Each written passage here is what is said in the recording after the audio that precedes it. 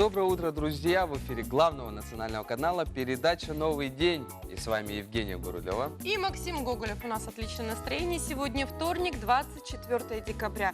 И вы знаете, друзья, сегодня во многих западных странах отмечают сочельник, накануне Рождества. Этот день является семейным праздником. В церквях идут праздничные службы, семьи собираются за столами. Даже те, кто не посещает церковь, читают молитву за вот этим вот нарядным праздничным столом, благодарят год, благодарят друг друга за любовь, за поддержку. Вообще вот такую трапезу в сочельник возглавляет отец семейства. То есть он задает, скажем так, тему. Читают верующие отрывки из Евангелия, от Святого Луки, о Рождестве Христа и читают общую семейную молитву. Вот такие традиции. Ну и повсеместно распространен обычай оставлять за рождественским столом одно свободное место. Это если вдруг кто-нибудь, путник, заглянет к вам в дом случайно на Рождество, его нужно принять как брата, накормить, обогреть. Ну вот так вот. Этот обычай знак памяти о близких и дорогих людях, которые сейчас где-то находятся далеко. Так замечательно, да? Да. Также сегодня, 24 декабря в 1801 году, механик-конструктор Ричард Тревитник продемонстрировал первый паровой автомобиль. Машина была рассчитана на 8 пассажиров и приводилась в движение паровой машиной с одним горизонтальным цилиндром и котлом высокого давления на раме между двух огромных задних колес. Уголь в котел подбрасывал стоящий на запятках кочегар. В 1829 году паровики стали самым быстрым транспортом для пассажиров. Скорость вместительных анимбусов достигала 24 км в час. Серьезной преградой развитию паромобилей стали лошади.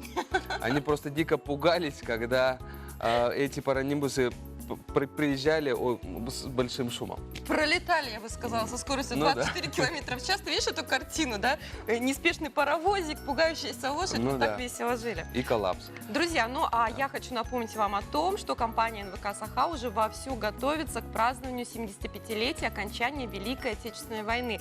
До этой великой даты осталось буквально 4 с небольшим месяца осталось до мая. Да. И сейчас мы собираем фронтовые письма, фронтовые фотографии ваших дедушек, бабушек, каких-то родственников, то, что вам присылалось в 41-45 годах с линии фронта. Вот эти материалы можете отправлять к нам на утро nvk@mail.ru на электронную почту, либо приносить прямо в физическом виде на адрес нашей редакции Орджоникидзе 48, кабинет 201. Да, также хотели бы напомнить, что в прямом эфире работает номер WhatsApp 8 914 279 22 62. Передайте привет своим родственникам, друзьям, кому хотите. Далее хотели бы мы напомнить, какая погода ждет нас на сегодня.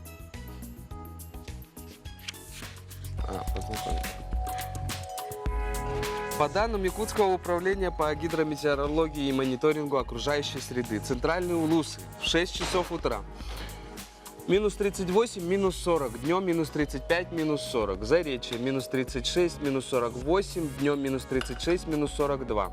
Южные Улусы минус 30, минус 33, днем минус 30, 31. Вилюйские Улусы минус 43, минус 47, днем минус 39, минус 41.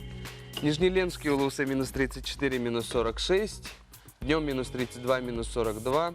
Западные Улусы минус 36, минус 41, днем минус 37, минус 38. Колыма-Индигирские Улусы минус 30, минус 49, днем минус 22, минус 37. Янские Улусы минус 35, минус 50, днем минус 33, минус 43. Северо-западные Улусы минус 24, минус 36, днем минус 26, минус 30. В Якутске в 6 часов утра температура воздуха всего лишь минус 34 градуса. Атмосферное давление 758 миллиметров ртутного столба. Ветер северо-восточный минус 4, то есть 1,4 метра в секунду. Днем ожидается минус 35, минус 37 градусов.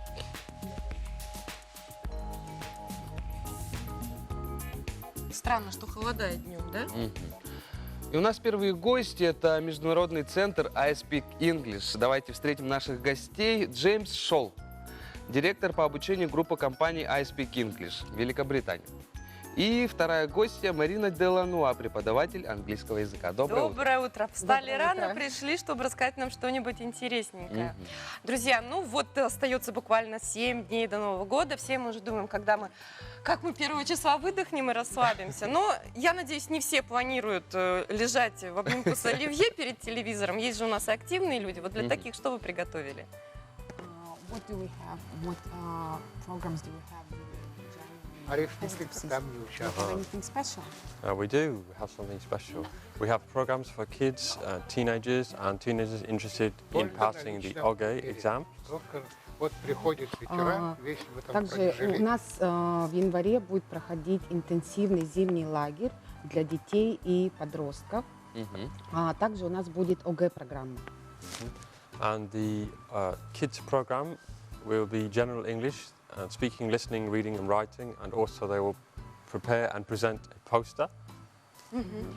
Во время зимнего лагеря дети и подростки, они улучшат свои базовые знания по грамматике, также они улучшат свои навыки по аудированию, чтению, говорению и письму. Мгм. And for teenagers, they will also study general English, and they will produce a comic project.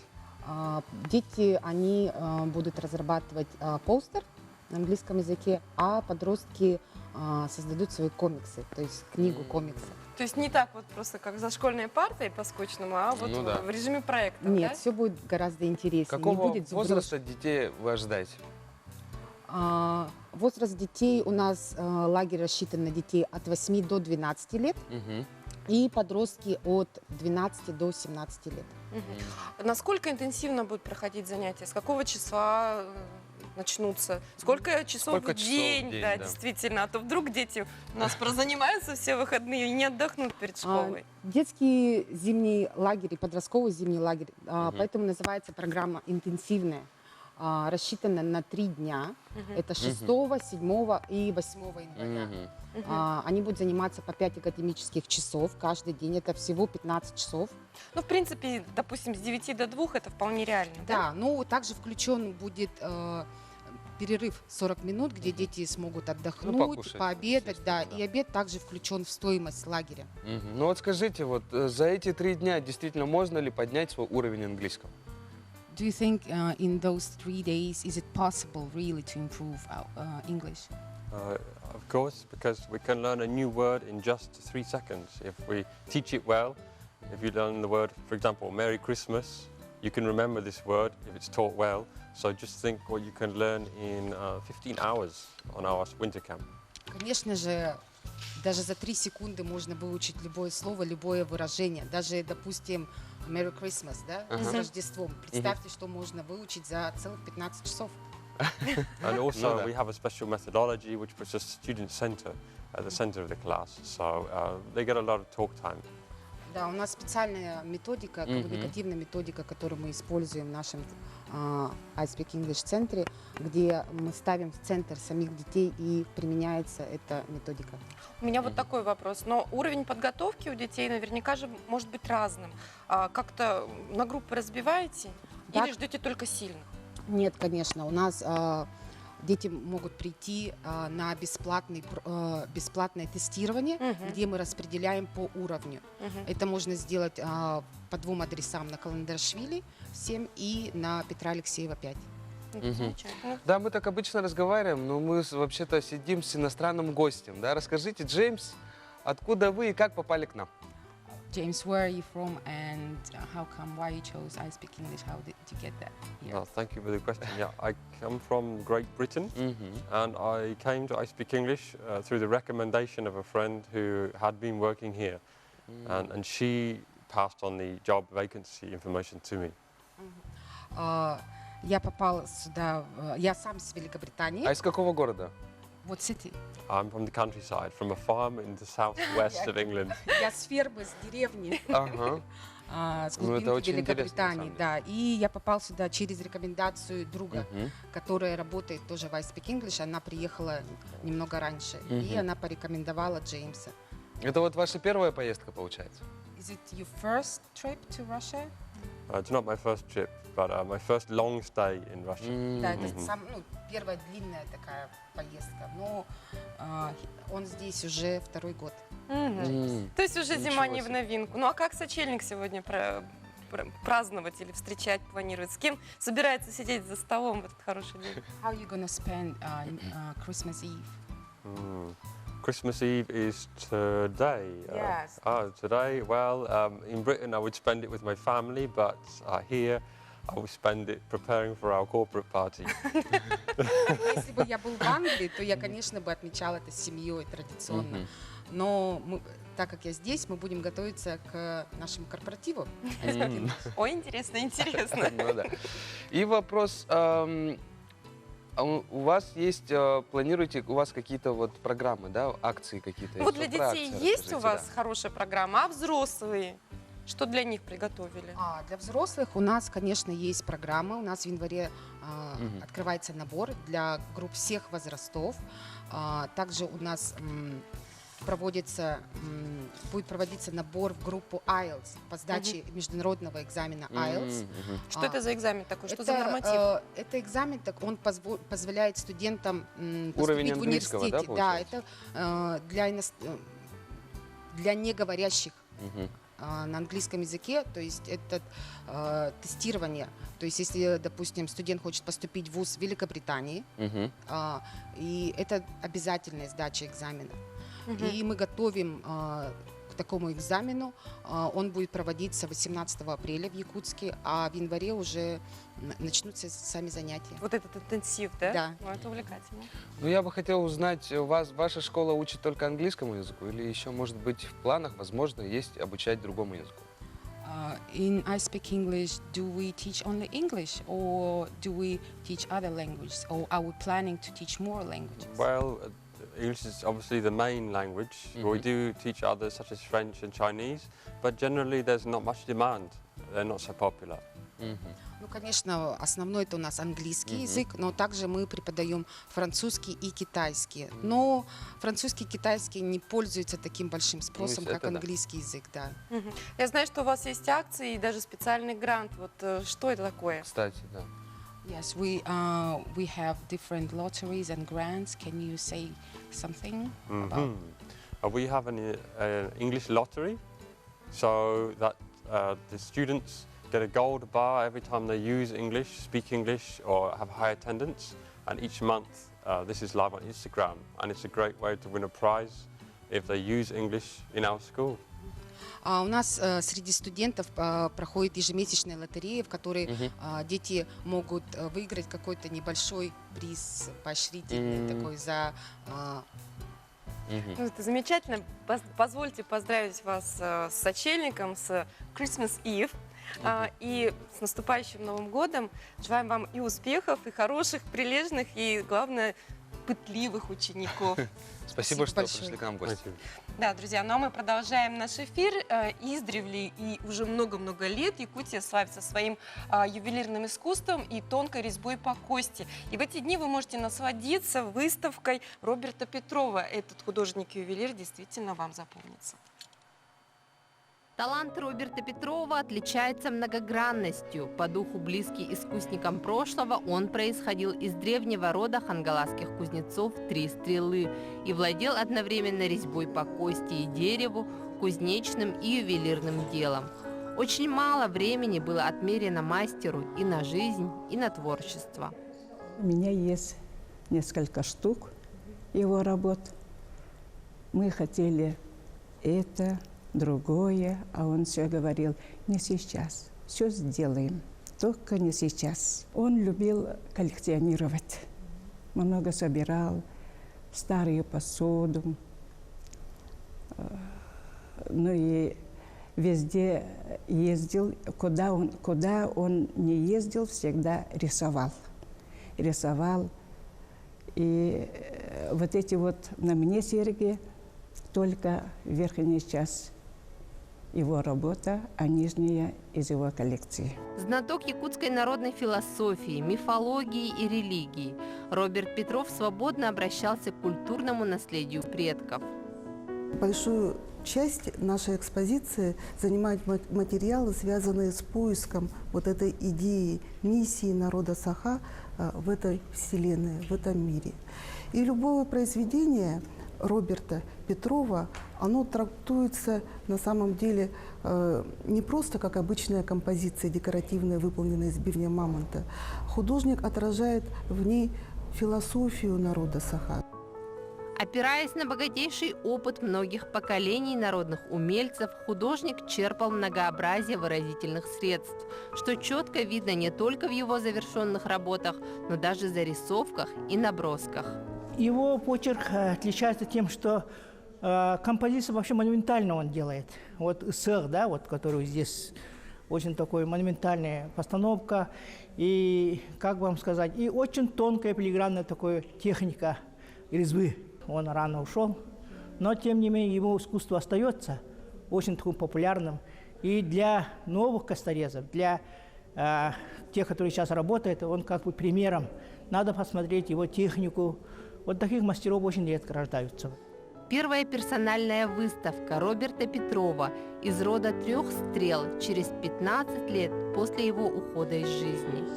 На открытие пришли его дети и внуки, родные и близкие, поклонники таланта Роберта Петрова. И вы, дорогие телезрители, можете увидеть своими глазами не только его творчество, но и старинную утварь из коллекции художника. Мария Павлова, Андрей Рукавишников. Новый день. Якутск. Думать, что кость может быть такой воздушной. Друзья, вы смотрите программу «Новый день», и мы продолжаем наш эфир.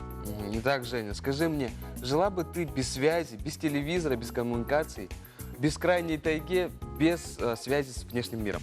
Нет. Знаешь почему? Потому что моя профессия и твоя, кстати, связана как раз-таки с коммуникациями, с интернетом и с общением. Это было бы невозможно для меня. Да, следующий сюжет нам порасскажет о семье Слепцовых, которые живут именно как раз-таки в таких условиях. Давай посмотрим, как они это делают. Оленеводство у Алексея Афанасьевича в крови. Родился в тайге и с самого рождения после школы и техникума по сей день трудится, не покладая рук. В настоящее время в его стаде насчитывается около 150 оленей. Вначале с сестрой работать у нас было мало оленей, голов 30. Сейчас вот выросло в прошлом году 200 было. И вот много потеряли из-за волков. Волк же еще того, которого оленя упустил, тот потом болеть начинает. И в концовке все равно умирает и заражает других. Режим оленевода зимой бесперебойный. В стаде Алексея трое, поэтому работает 24 часа в сутки, заменяя друг друга. У них свободного времени на отдых, на другие занятия практически нет. Быть где-нибудь отдельно, ну, как-то не получается. Как-то передать свой опыт надо молодым. И все равно, вот так даже уеду ненадолго, а точно не привык, трудно. Думаю сразу, как там, что там. Это взгляд человека на отрасль изнутри, взгляд, основанный на 35-летнем опыте работы в оленеводстве. Это мысли и вполне понятные чувства человека, всем сердцем болеющего за развитие оленеводства. Племянник Алексея Афанасьевича Николай, так же как и его родители, дядя с рождения перенял навыки и опыт оленевода. Сейчас он самый молодой бригадир общины. В городе молодой человек чувствует себя некомфортно, как дитя тайги, ему кочевая жизнь, единение с природой намного ближе.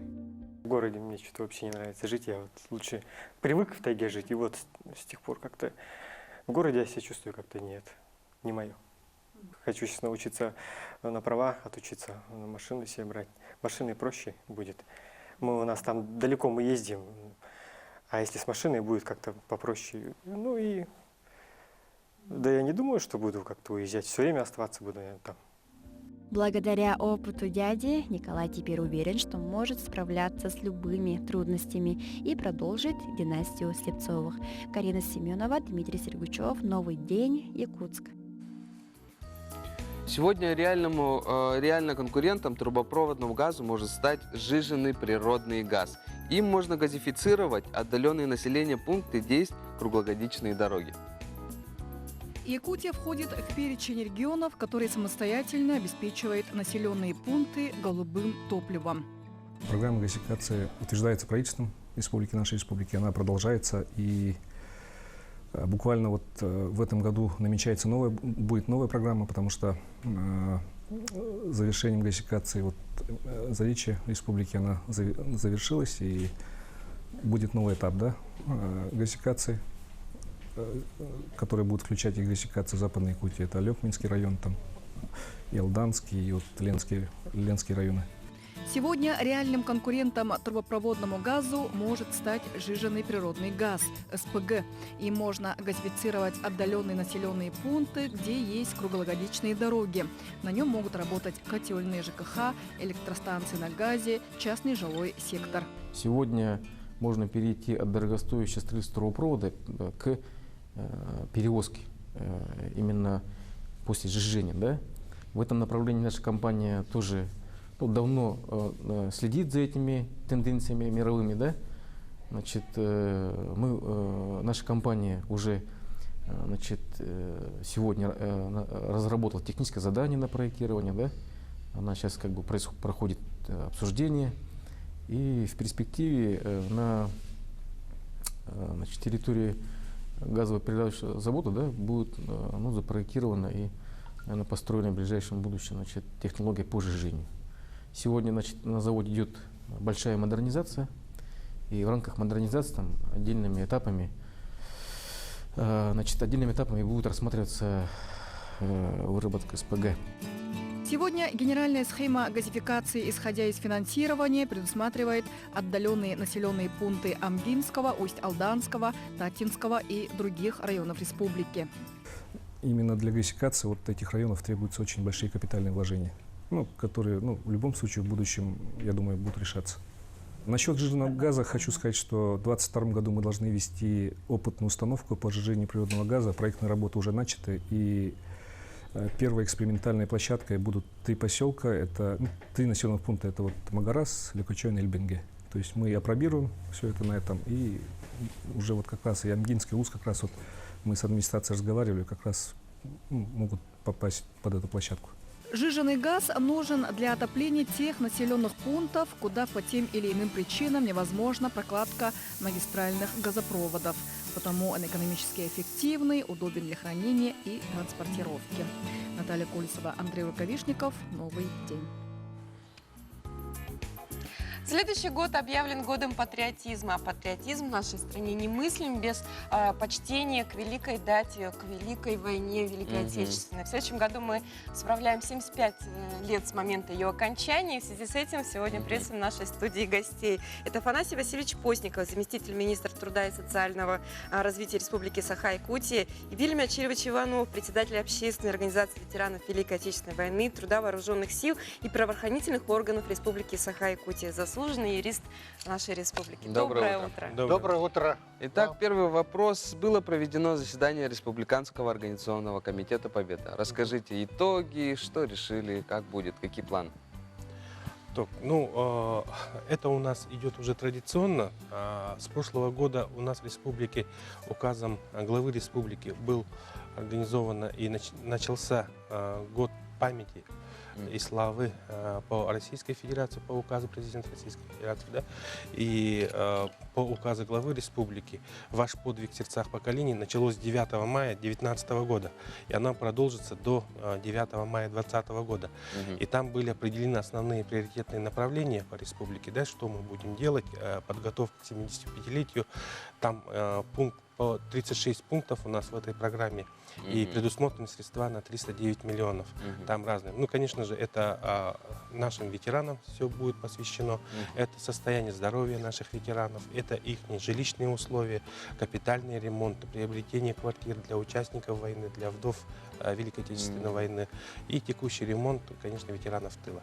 И в этом году на Координационном совете было принято решение об единовременной выплате ветеранам Великой Отечественной войны, участникам тыла. И, конечно же, впервые в этом году будут производиться выплаты детям войны. Вот об этих размерах, о том, кому и как их получать, где можно уточнить информацию? Информация уже прошла. Прямо глава озвучил во время организационного комитета, заседания организационного комитета. Для детей войны это будет сумма 3000 рублей, для ветеранов тыла это будет 10 тысяч рублей, ну и, соответственно, там для участников, для блокадников, и для ветеранов войны это будет по 100 тысяч рублей. Так, Вильям, расскажите, сколько было участников ВОВ? Вы знаете, вот, конечно, сейчас основным они направлением сегодня в работе является вот социальный блок. Сказали все. У нас мы тоже за основу берем указ нашего главы республики, который 2020 год объявил годом патриотизма.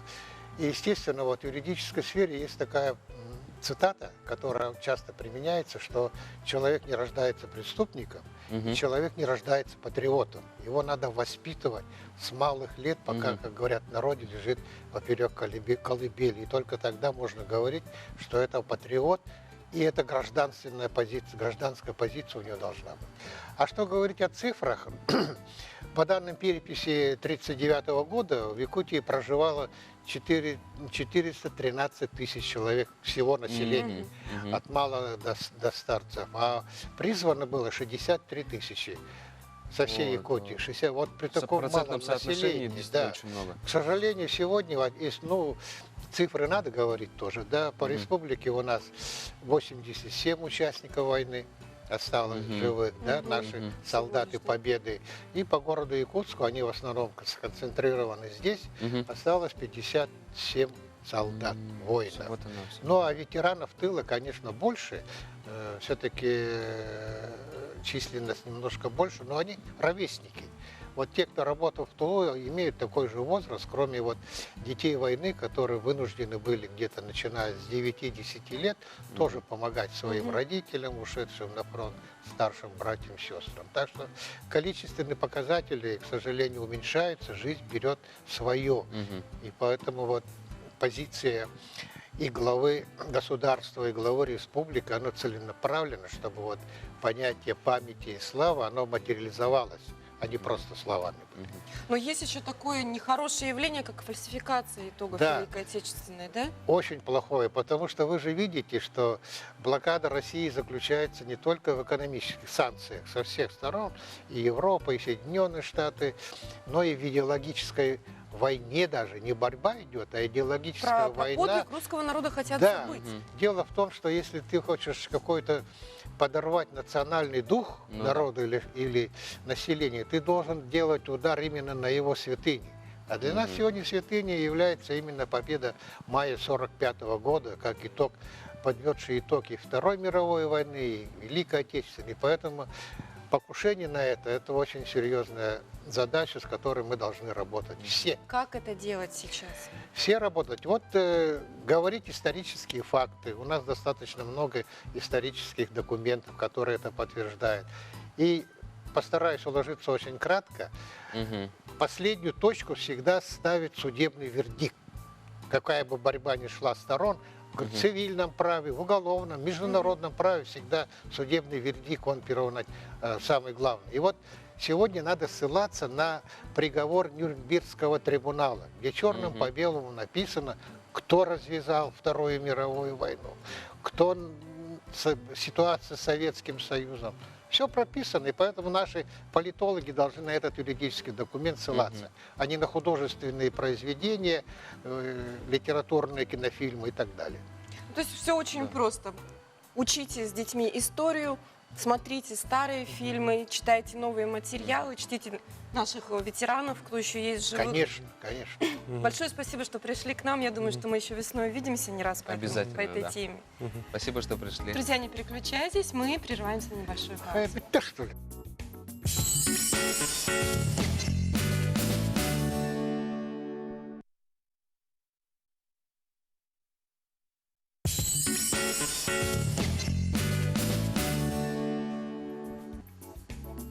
Еще раз доброе утро. С вами передача «Новый день». Да, и как мы уже ранее вам говорили, у нас есть номер WhatsApp, и сейчас у нас пришло сообщение, очень хочется его зачитать. Доброе утро! Хотим поздравить студента, сына. Он учится в СФФУ. Казаков Виктор. С днем рождения тебя! Желаем тебе здоровья, благополучия, счастья, семейной жизни, удачи и везения. Видимо, родители. Ну, Виктор, с днем рождения! С днем рождения, Виктор. Перейдем к новостям.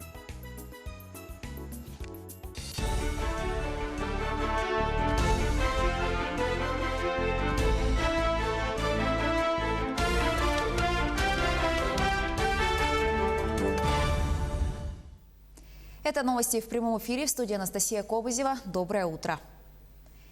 Президент России Владимир Путин открыл железнодорожное сообщение по Крымскому мосту. В кабине рельсового автобуса он совершил поездку из Керчи в Тамань. Запуск регулярного движения поездов между Крымским полуостровом и материковой частью России стал без преувеличения одним из центральных событий уходящего года. Инфраструктурный проект мирового уровня. Так Владимир Путин назвал Крымский мост и выразил уверенность, что Россия в дальнейшем будет реализовывать подобные проекты. По словам главы Крыма Сергея Аксенова, ЖД-сообщение, восстановленное вопреки всем блокадам и провокациям, безусловно, придаст новый импульс развитию полуострова. Также Владимир Путин в режиме телемоста приветствовал отправление первого пассажирского поезда из Санкт-Петербурга в Севастополь. В ночь на 25 декабря этот поезд проследует по 19-километровому Крымскому мосту. Стоимость билетов по этому маршруту составляет от 3500 рублей. Все билеты на первый рейс были раскуплены за короткий срок. У нас сегодня с вами приятное и очень важное событие. Оно важно и для Крыма, для Севастополя, для всего юга России, да, и для всей нашей страны. Потому что, безусловно, такие объекты инфраструктурного характера, как такой грандиозный мост, который вы построили, будет влиять на всю экономику. Но хочу вам сказать, что мы не запускаем его сначала, а мы восстанавливаем это движение. Потому что впервые это движение между Петербургом, а первый поезд будет Петербург-Севастополь, было организовано 145 лет назад. И за всю историю российского государства на протяжении последних лет прерывалось только 3 раза. Во время Октябрьской революции 17 года, затем во время Великой Отечественной войны и вот в 2014. Но вы восстановили это. Восстановили, правда, по-другому, но надежному, крепкому маршруту. Правительство России утвердило план развития инфраструктуры Севморпути до 2035 года. В разработке этого документа участвовали более 25 организаций. Согласно плану, мероприятия разделены на 3 основных этапа до 2024, до 30 и 35 года. Ими предусмотрены мероприятия от развития инфраструктуры под крупные инвестиционные проекты и подготовки условий для транзитного судоходства до Севморпути до решения проблем медицины и кадрового обеспечения судоходства в Арктике. Также уделено внимание аварийно-спасательной готовности. Созданное год назад региональное министерство Арктики и делам народов Севера подвело итоги своей деятельности. Так, значимым событием этого года стало включение 8 районов Якутии в арктическую зону России. В этом году основная деятельность министерства была направлена на разработку документов стратегического планирования в арктической зоне Якутии, участие региона в федеральных программах, совершенствование организации, проведение этнологической экспертизы, а также внедрение проектной деятельности. Так разработана новая стратегия развития социально-экономического развития арктической зоны республики до 2035 года. Арктическое направление у нас во главу угла. У нас еще принято в 16 государственных программах принято арктические подпрограммы. Это означает о том, что уже четкая ясность есть о том, что арктической зоне уделяется огромное значение. В Аймяконском улусе готовятся к переписи населения. В совещании приняли участие представители районной администрации, сотрудники районного отделения полиции и Федеральной службы госстатистики. Основная проблема – расселенные аварийные многоквартирные дома, в которых люди зачастую прописаны, но не проживают. По устранению этих проблем будет проводиться совместная работа с полицией и администрациями наследников. Напомню, предусматривается 3 варианта проведения переписи. Первый – интернет-перепись через сайт госуслуг. Второй способ – переписчиков снабдят специальными планшетами, компьютерами, в котором они будут вносить данные людей. Третий – традиционный поквартирный обход, в ходе которого переписчики заполнят обычные бумажные переписные листы. Стены краеведческого отдела Национальной библиотеки Сунтарского улуса украшают работы талантливых детей. Все рисунки раскрывают зимнюю красоту якутской природы, а также посвящены новогоднему празднику. Изо-студия «Спектр» работает с 1998 года, сейчас там занимаются более 30 детей. Руководителем является опытный педагог Галина Федотова. Под ее руководством дети делают большие успехи. Например, летом их работы были выставлены в Мексике, а недавно они стали лауреатами конкурса в рамках проекта «Зима начинается с Якутии». Зимой кажется, что все белое, но на самом деле оттенков там много. От розового до темно-синего, фиолетовые даже. Поэтому я думаю, что это самое сложное и интересное. Сейчас я учусь на техническом направлении, поэтому я думаю, что мое будущее будет связано с рисованием, но всю жизнь оно будет сопровождать меня как мое хобби. Наши корреспонденты продолжают следить за развитием событий.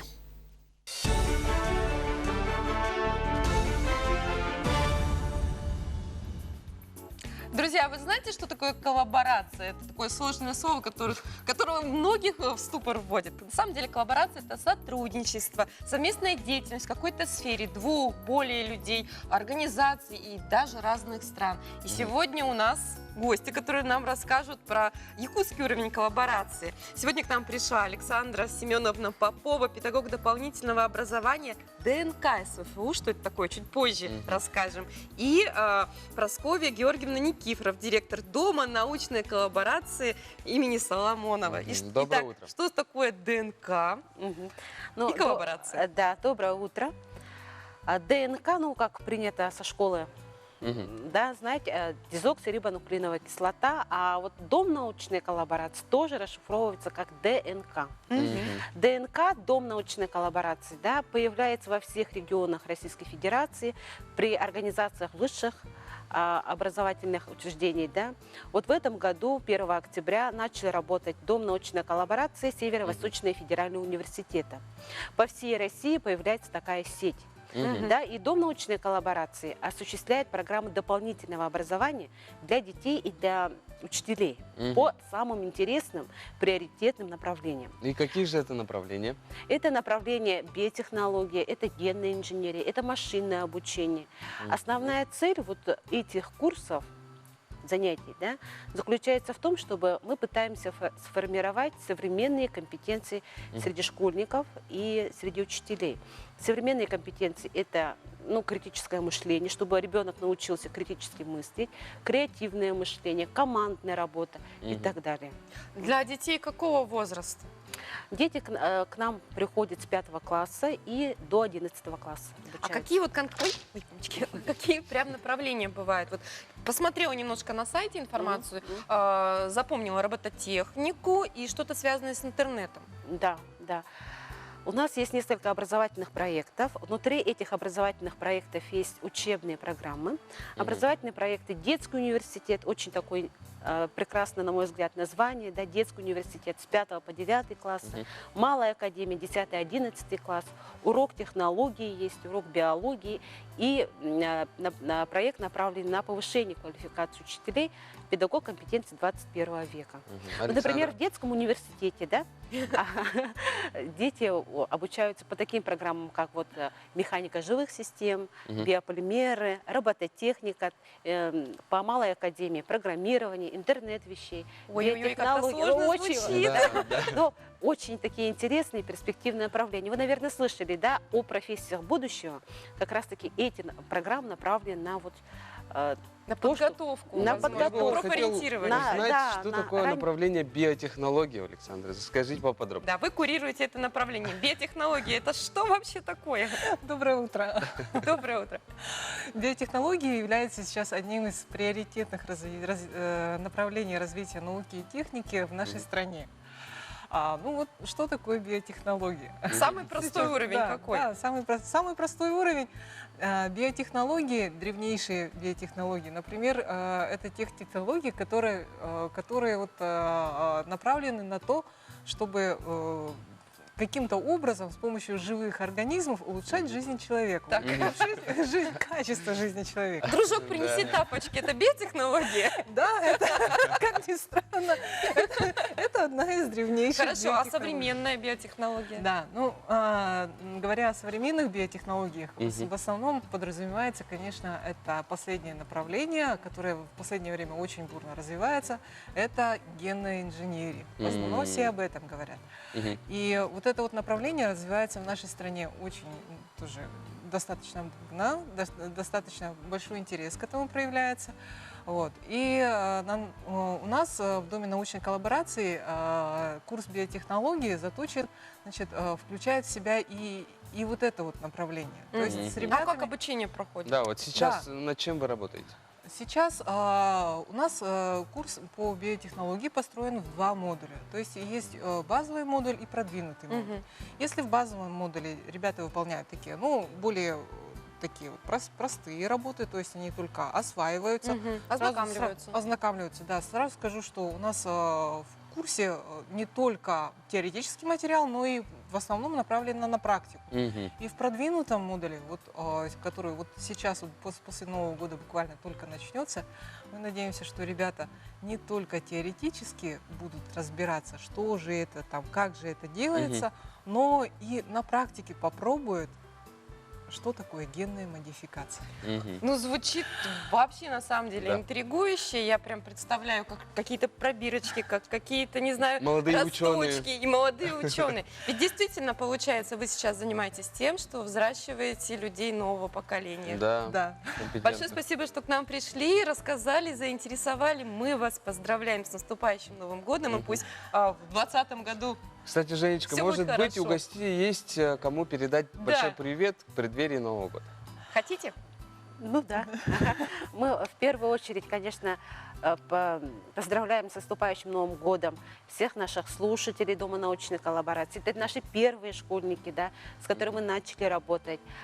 Поздравляем всех родителей, да, которые привели, и всех педагогов Дома научной коллаборации. Ну Спасибо что ж, большое. пусть у вас будет больше слушателей. Друзья, не переключайтесь, мы скоро вернемся.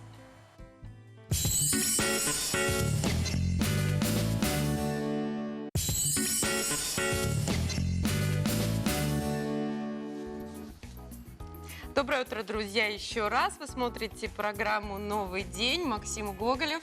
Евгения Гурулева. Мы продолжаем вас радовать отличным настроением. Ну а сейчас хотелось бы вам напомнить о том, какая погода ждет вас сегодня днем.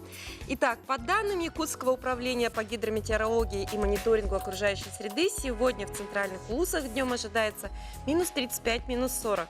В Заречье минус 36, минус 42.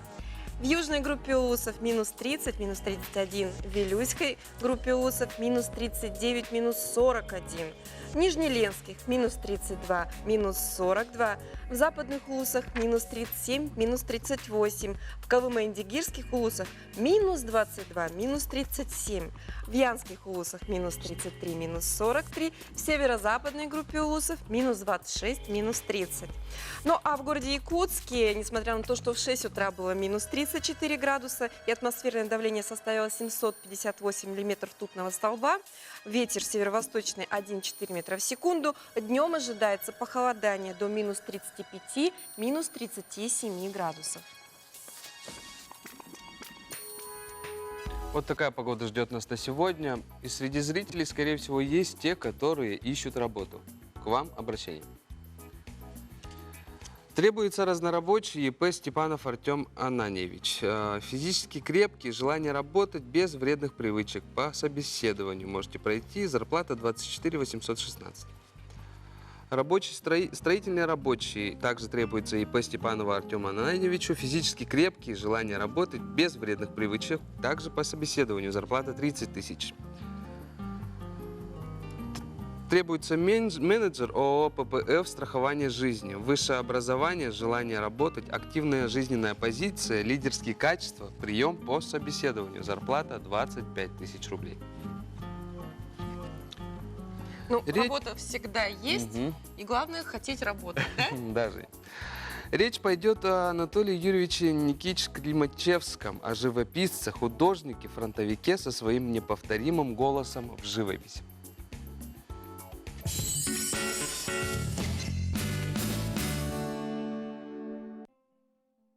Анатолий Юрьевич Никитич Криличевский.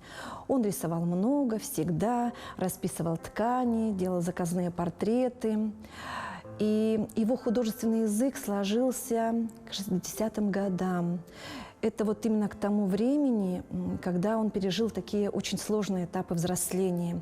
Это и арест отца в 1937 году, расстрел его, арест матери, эвакуация в Сибирь и в Среднюю Азию, и участие во Второй мировой войне. Он фронтовик. Учился у соцреалиста Ягансона, у бубонова-балетовца Смёркина.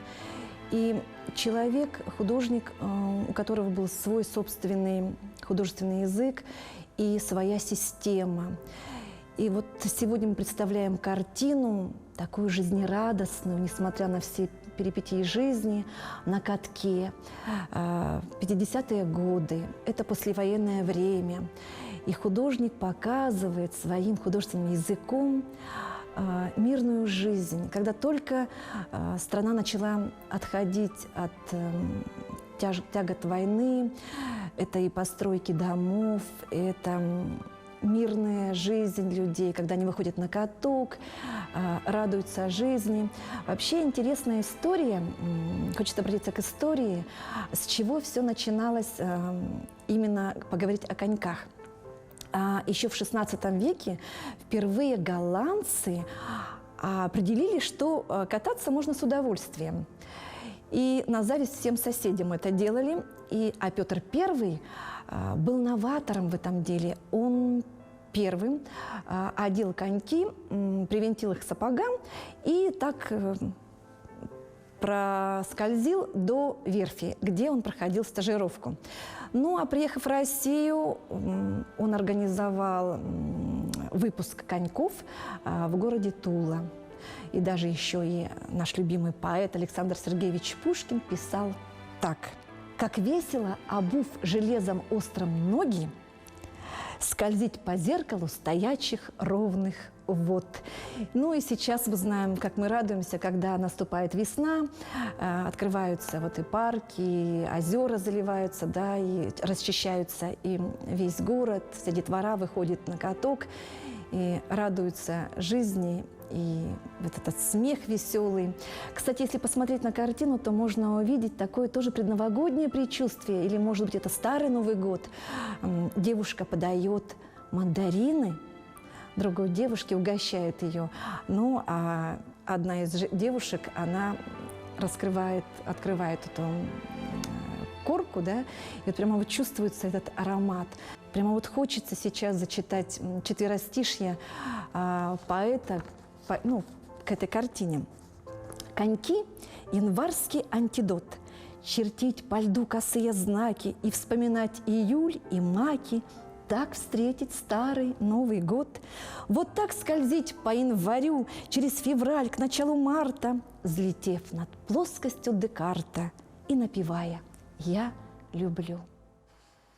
Ну, наш эксперт очень эрудированная женщина, и я думаю, что эрудиция закладывается вместе с чтением. Знаете ли вы, друзья, что у нас совсем недавно прошла некая олимпиада для читающих, такой вот читающий марафон, который продлился 10 месяцев. Было 100 участников, и сейчас в следующем сюжете мы узнаем, кто же и с какими результатами пришел к финишу. 10 месяцев более 100 участников читательского марафона выполняли задания совершенно разного формата. Чтение произведений и отзывы на них оказались, пожалуй, самыми легкими. Как признается победитель марафона, дойти до финала стало вопросом чести. Каждое задание предполагает, что нужно читать книгу, поэтому занимало довольно-таки долгое время. И я думаю, что не все дошли, так как задания действительно были сложные. Мне понравилось рисовать. У меня получился Пушкин, портрет Пушкина. Ходила я в арт-терапевтическую мастерскую Кюны Щукиной для того, чтобы выполнить это задание. А вот первая читательская олимпиада «Узнай свой читательский IQ» собрала всех любителей книг и чтения 7 декабря. Участникам предстояло решить 4 этапа вопросов, среди которых были тесты, викторины на знание фильмов, книгопечатания и библиотечного дела. Мне кажется, вообще из читательского можно вообще вывести потом какую-то такую блогерскую олимпиаду, потому что вот сделать буктрейлер, то есть коротко заставить человека прочитать эту книжку, да, мотивировать его, это, конечно, как раз вот задача блогера, да, что-то так ярко прорекламировать, коротко. Вот это было самое интересное задание, и я там его, по-моему, зачеркала много-много раз, и только 3-й или 4-й вариант. Не знаю, очень интересные были игры со смайликами, когда надо было отгадать название книги. И там был какой-то топор, значит, старушка такая, каша из топора, что ли, потом, что-то странное для литературы, каша из топора. И ты, преступление и наказание. То есть вот это, конечно, очень необычно, когда ты такое мощное произведение, да, сведено к 3 смайликам, и тебе должны это догадаться. Результаты олимпиады можно проверить в личном кабинете на сайте ЦБС города Якутска. В будущем подобная олимпиада станет традиционной и также пройдет на нескольких площадках по филиалам Центральной библиотечной системы города Якутска. А вы знаете, друзья, что на этих выходных был день зимнего солнцестояния. И у многих народов, начиная с 21 числа, начинается планирование новой жизни, весны, радости. Скажем так, все воспринимают духом. Наконец-то зима скоро закончится. Но нам, конечно, еще долго до окончания морозов, но тем не менее. А планируете ли вы свою жизнь? Наверное, к концу этого года все подводят свои итоги, да? Стоит ли вообще планировать? Насколько это эффективно, посмотрим. 6-летняя Амилия Аммосова вместе с родителями сегодня составила карту желаний на наступающий 2020 год. Затронула все самые заветные желания – заняться скалолазанием, гимнастикой, научиться музыкальной грамоте и поехать в Диснейленд. Подобной детской непосредственности психологи говорят, что планы должны вести нас по пути счастливой жизни. Мы планируем отпуск, там покупку жилья, что ребенок пойдет в школу хорошую, да, пойдет к хорошему учителю, все будет, чтобы все было в шаговой доступности, потому что дети вырастают, нам нужно работать, и мы чтобы все было вот так, компактно. Четкое планирование структурирует наше развитие и слегка подталкивает в спину, когда мы останавливаемся. В нем должны быть цели, достижения которых для нас значимо. Предприниматель и многодетная мама Сардана Сидорчук сначала ставит большую цель, которую разбивает на шаги к их достижению. Большой целью на самом деле может быть что угодно, начиная от покупки автомобиля, да, до поступления в какую-то школу, в заветный лицей, например, и так далее, или открытие нового офиса в Нью-Йорке. Больше шагов надо сделать, получается, каждая цель делится еще на несколько шагов. И всегда надо расставлять приоритеты. Например, есть срочные вопросы, которые надо срочно решить, и есть те, которые долгосрочные, которые можно решить в течение 3 дней, недели, можно через год. Главный источник целей на год – наш персональный смысл жизни. Если мы его составили, на будущее нам будет намного легче определить, что для нас ценно в году, а что отбросить. Главное, что в своих планах не разочароваться обязательно, да, и составить план именно под себя, как вам удобнее. Возможно, у кого-то сразу не получится поехать отдыхать, да, и, значит, в первую очередь, не знаю, привести себя в порядок, здоровье надо, может быть, смотреть, да, кто-то хочет, не знаю, покупку, значит, не надо торопиться, немножко как-то подкопить деньги или что-нибудь сделать, да. Я хочу на Новый год, я хочу себе, какую-то куколку и домик, Настику. Настикой заниматься. Так, петь много раз. Да? Рисовать, играть. Еще сказала меня Диснейленд. И в любом случае психологи советуют: про запас держите план «Б», так как жизнь всегда вносит свои коррективы. Мария Павлова, Андрей Лазарев, Семен Афанасьев. Новый день. Якутск. Действительно, планирование – это очень важно, да, для того, чтобы у тебя жизнь была конструктивной. И мечты тоже очень хорошо. Нужно мечтать не только о куколках, но и о чем-то покрупнее. У нас осталось совсем мало времени. Мы хотели бы успеть передать сообщение, поздравления. Доброе утро, с днем рождения поздравляем нашу Марьяну из Верхневилюйска с наилучшими пожеланиями Манаевы. Поздравляем Присоединяемся. Марианну. Есть еще что-то? И еще одно сообщение, сейчас я его найду. А вот оно, да. Здравствуйте, Амгинский улус, село Амга, дорогую, любимую жену Саину поздравляю с наступающим Новым годом. Пусть новый 2020 год принесет тебе только лучшее. Желаю тебе успехов, начинаниях, здоровья и, главное, счастья. Я тебя очень сильно люблю, твой муж Иннокентий. Прямо все женщины, наверное, разомлели, так и хочется добавить, а лучше твой подарочек – это я. Друзья, пусть у вас будет отличное настроение всю предновогоднюю неделю. Планируйте праздники с душой и с настроением. Да, и подобно Иннокентию, любите своих жен.